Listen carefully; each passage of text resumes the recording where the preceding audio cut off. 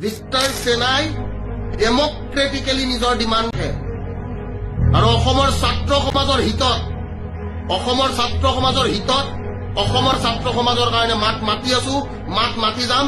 কেতিয়াও হাৰি নাযাওঁ যেতিয়ালৈকে গুলি নাখাওঁ।